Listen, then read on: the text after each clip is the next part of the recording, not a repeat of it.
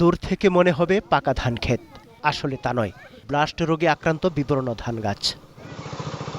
ঠাকুরগাঁও জেলার ৬০,০০০ হেক্টর জমির অর্ধেকেরই চিত্র এমন। বেশি ক্ষতি হয়েছে সদর, বালিয়াডাঙ্গি ও রানীশংকৈলে। ফলন বিপর্যয়ে দুশ্চিন্তায় কৃষকরা। বিভিন্ন খান থেকে বাকিতে ঋণ করে টাকা নিয়ে বিষ কিনে আনে স্প্রে করছি, কিন্তু ফসল আমাদের বাঁচেনি। আমি এখন কি করব, কি অসহায়, কাকে নিয়ে কোথায় যাব? আমি একেবারে নিঃস্ব হয়ে গেছি। প্রকৃতির বিরূপ আচরণে জমিতে নাইট্রোজেনের পরিমাণ বেড়ে ছত্রাকজনিত ব্লাস্ট রোগ দেখা দিয়েছে বলে জানান কৃষি কর্মকর্তারা। সকালের দিকে খুব ঠান্ডা, বিকালের দিকে একটু হয়তো দুপুরের দিকে গরম, এই আবহাওয়াটাই কিন্তু এই রোগের জন্য বিস্তারের জন্য অনুকূলে থাকে।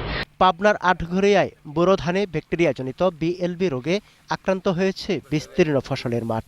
কৃষকরা জানান, এই রোগে আক্রান্ত জমিতে পাতা শুকিয়ে ধান চিটা হয়ে ফলন অর্ধেকে নেমে এসেছে। ধান ২০ মণ হয়তো, এখন হয় ১০ মণ। আমরা তো এখন হতাশ হয়ে যাচ্ছি। বিএলবি ও ব্লাস্ট রোগের আক্রমণে বোরো ধানের ব্যাপক ক্ষতি হওয়ায় দিশেহারা জয়পুরহাটের অনেক কৃষক। বালাইনাশক ছিটিয়েও কোনো ফল না পাওয়ার অভিযোগ তাদের।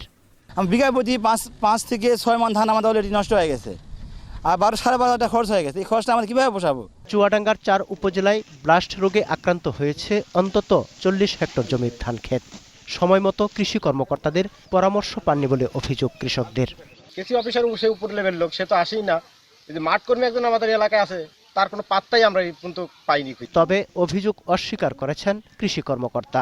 কৃষকদেরকে সচেতন করার চেষ্টা করছি এবং বলছি যে ধান খেতে পানি রাখতে হবে। সমর ইসলাম, ২১ টেলিভিশন।